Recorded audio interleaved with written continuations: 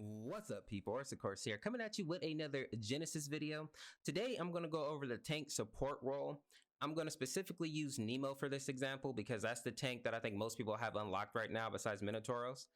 This build is for supporting somebody. So as the name implies, tank support. So I'm assuming that you're going to be running with another person, preferably somebody who's a damage dealer, and you're going to be trying to help them secure kills.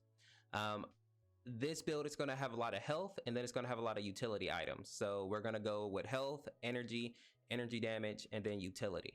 So this works really well for Nemo and those tanks, those other tanks that also run energy damage for a lot of their attacks. It will not work for more physical tanks though, or it won't work as well. So like Minotauros, it won't work as well for him, but some of the health items can are like universal for tanks overall. But I'll make a different build for some of the more physical tanks later. So let's go ahead and jump right into it. Okay, so jumping over here to the items, whenever I'm building tank support, I always go health first, defensive stats first, and then from there I branch out depending on what the enemy team is building and what I need. I usually start with either Eternal Grace or Medusa's Shield. If they have like heavy casters on their team, I'll go with Medusa's Shield. But if it's more, you know, a more balanced type team, I usually go Eternal Grace because that 1100 health helps you early game. It allows you to get into the fight and really secure those kills for your carry. Now, as I said, I'm making this build assuming that you're playing tank support for an ADC or for somebody that you're helping secure kills, not like you're trying to go out there and carry as Nemo. So keep that in mind. So Eternal Grace gives you 1100 health, and whenever you use an ability, it grants you 0.5 while in combat health regen, or 2.5 while out of combat. So that comes in handy, especially later on when you actually have a heavy health pool, because you become very tanky, very hard to kill, especially since your ability is a stun, the one you'll be using the most, and then you have another one, of course, that cracks the guy over the head with your will, and then your ultimate, of course. So whenever you use those abilities, you're going to be getting health back on top of the 1100 health that you already have. So it's a good overall tank card. Next, Medusa's Shield. This one right here, I talked about this in my video talking about the top 5 cards. This is definitely still one in my opinion. Medusa's Shield at 3800, it gives you the attack damage, which isn't, you know, which isn't crazy. Gives you the 50 armor, which is good, but the important part is the active here. It grants the wearer immunity to all energy effects for 5 seconds. This is why I use Medusa's Shield. That keeps you from being stunned. And that's the main reason I use it. I'm gonna be real. It keeps you from being stunned by those AoE stuns especially. And this right here allows you to protect your team. If you are immune to stuns, if you're immune to these energy effects, and your teammates may get caught by it, but since you have a stun, since you have the ult that knocks up, you can buy your team time to actually get out of these effects. So I highly recommend Medusa's Shield. It is a great tank card. You have to have it. And then lastly, I go with the Seal of Hades.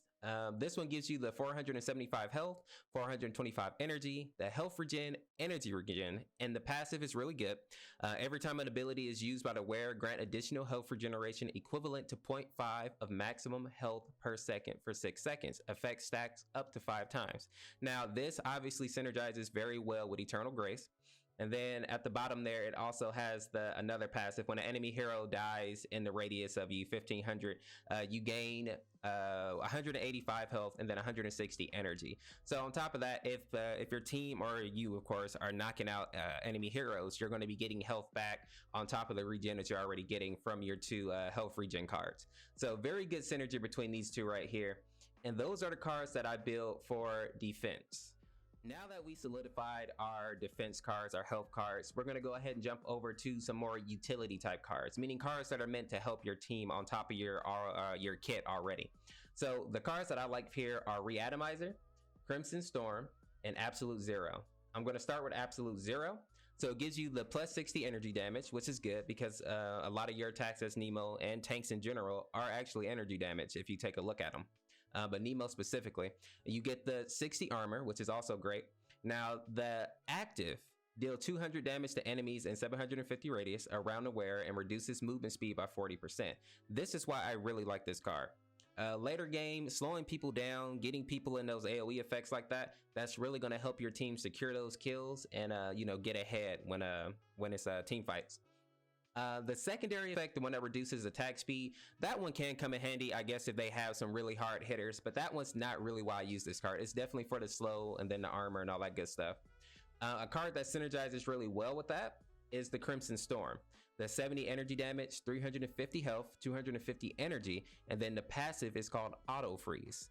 Abilities reduce target's movement speed by 30% for 2 seconds.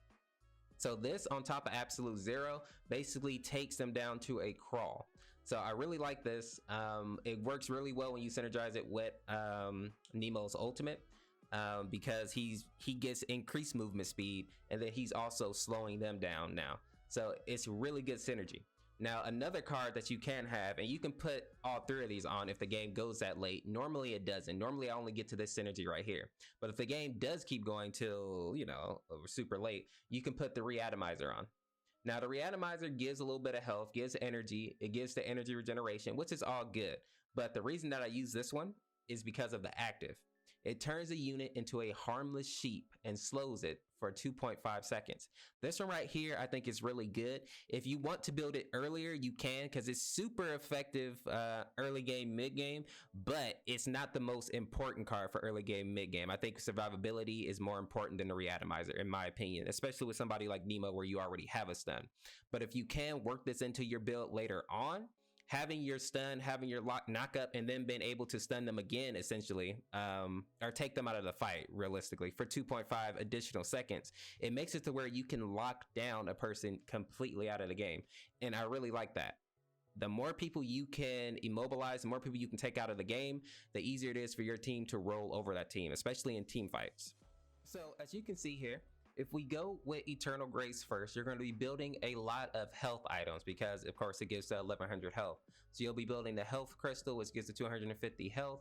You'll be building the stem pack. You'll be building energy crystal. All these things give regen and health. And then once you move down to Seal of Hades, you'll basically be doing the same thing. Vacuum crystal also goes in there, giving you the 400 health and plus 400 energy. But then as you can see, the energy and health regen. And then down where we have the actual Medusa's shield, you'll change up a little bit and start building a little bit of armor on top of attack items. Which is when you start building into Crimson Storm and Absolute Zero, you're going to start getting armor cards, energy cards, so like Nitro Cell, energy battery, and stuff like that. So not bad. It'll give you more energy supply. It'll give you a little more damage, and then you'll get those effects that help you as well.